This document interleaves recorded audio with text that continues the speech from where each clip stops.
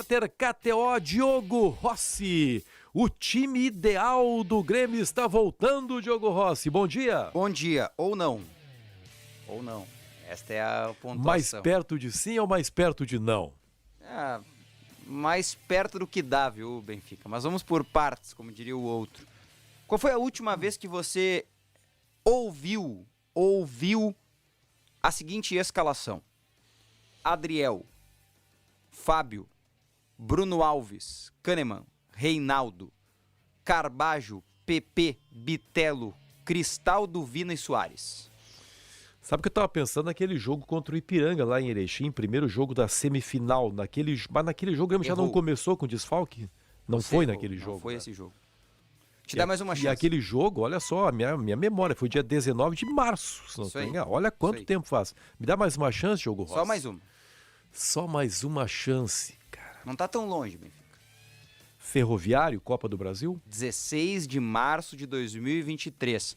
Só detalhe, ali jogou o João Pedro, né? E não jogou Fábio voltou a jogar no outro jogo contra o Ipiranga, de fato, aí pelo Campeonato Gaúcho. Só que você está certo, contra o Ipiranga no Campeonato Gaúcho, o Grêmio não teve Cristaldo, que começou a sentir a parte física e aí foi preservado naquela partida. Então, desde 16 de março de 2023, o Renato não tem o time ideal à disposição. E neste final de semana... Vamos completar 2 meses, né? Na próxima semana. Na terça-feira. Exceto os laterais direitos, que estão lesionados e não têm condições de jogo, o Renato terá pela primeira vez aquilo que a gente considerou ao longo de 2023, todas as peças para montar o time ideal. Agora, se ele vai fazer aquilo que a gente considera o time ideal, dependerá da questão física. Certo. Eu tenho a informação que o PP tem condições de jogar, mas não deve começar como titular. Certo. Ontem o PP fez 2 treinos dentro de um. O físico e o com bola. Ele tá bem. A confiança aparentemente voltou para ele estar à disposição contra o Fortaleza. Agora, a dúvida é, para começar ou não? A tendência é que não. O Renato já ousou muito, viu, Benfica?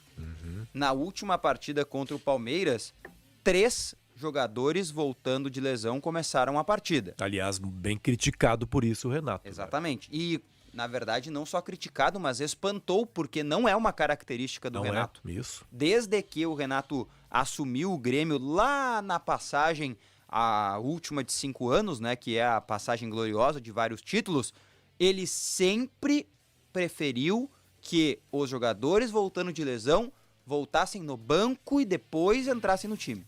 Ele escalou 3. O que pode ter feito o Renato mudar radicalmente seu pensamento? Necessidade, falta de opções.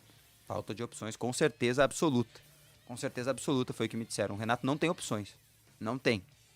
Então, ele está tentando fazer alguma coisa com as opções que tem. Né? Mas, aí, não estou opinando, estou informando o que eu ouvi. O Renato tem assistido teus vídeos no YouTube, ele está bastante desconfortável, tá. Até beirando irritado, Renato. Ele saiu muito irritado da coletiva lá em São Paulo, no Allianz Parque, né? Até me chamou muito a atenção uma atitude dele depois da coletiva, assim, né? Não foi com a imprensa nem nada, né? Foi a saída dele, assim, em direção ao vestiário, ele estava muito irritado, soltou um palavrão, né? Então, assim, ele estava bem indignado mesmo com o que aconteceu lá no Allianz Parque. Porque, assim, o Bruno Alves escancarou algumas coisas, como, por exemplo, o Grêmio treinou e não conseguiu executar no jogo contra o Palmeiras. As coisas não aconteceram. Então, assim, o Renato está irritado com o que não deu certo, mas ele vai ter o time, vai ter a disposição. Ele tem o Adriel, ele pode escalar contra o Fortaleza. Ele não tem lateral direito, ele só tem o Tomás Luciano. Inclusive, Benfica, aqui eu só vou deixar um gostinho pro futuro. O Grêmio tá negociando já a renovação do Tomás Luciano, tá? O contrato dele acaba no final do ano. Tem o Bruno Alves, tem o Kahneman, aliás, muito criticado o Kahneman pelos torcedores. Sério? Tá sendo muito criticado pelas atuações recentes, tá? É a minha bolha, é aquilo que eu sempre falo, né? Na minha bolha, muita gente criticando o Kahneman. Tem o Reinaldo. Vamos ver a bolha do chat daqui a pouco aqui. Ele tem Vijaçante, Carbajo, PP. Ele terá os 3.